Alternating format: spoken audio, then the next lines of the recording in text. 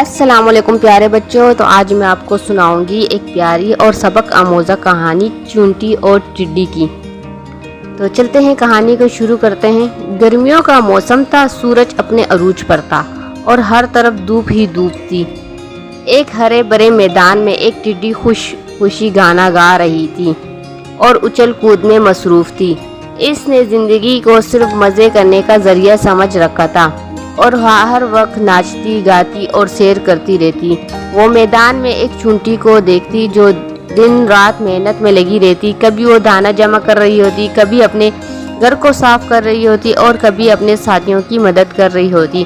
ٹڈی نے چونٹی کا مذاق اڑاتے ہوئے کہا، ارے چونٹی بہن، یہ کیا ہر وقت کام کام کام، آؤ میرے ساتھ مزے کرو، گانے گاؤ اور زندگی کا لطف اٹھاؤ۔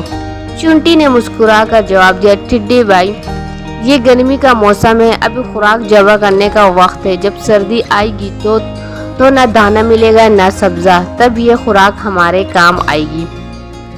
ٹڈی نے ہنستے ہوئے کہا، تم فضول فکر کرتی ہو، کھانے کو تو ہمیشہ کچھ نہ کچھ مل ہی جاتا ہے، زندگی کو اتنا سنجیدہ لینا ٹھیک نہیں۔ چونٹی نے کچھ اور نہ کہا اور اپنے کام میں لگ گئی۔ وقت گزرتا گیا، گرمیوں کا موسم ختم ہوا، خزاں آئی اور پھر سردی کی سختی شروع ہو گئی۔ اب میدان سناٹے میں تھا، نہ سبزہ تھا نہ کیڑے مکوڑے تھے۔ ٹڈی بھوکی تھر تھر کانپتے ہوئے ادھر ادھر پھر رہی تھی۔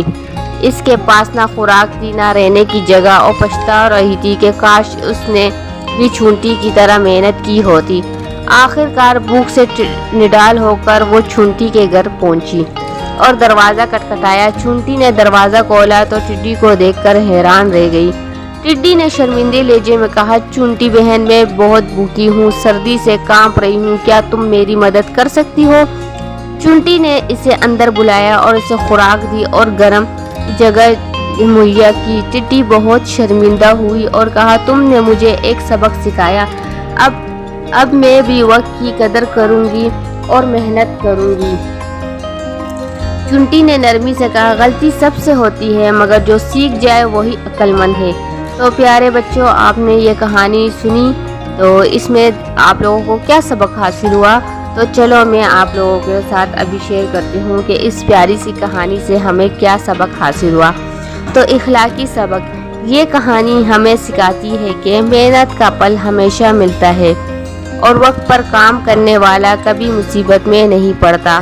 ہمیں بھی چاہیے کہ وقت کو ضائع نہ کریں اور مستقبل کے لیے پہلے سے تیاری کریں۔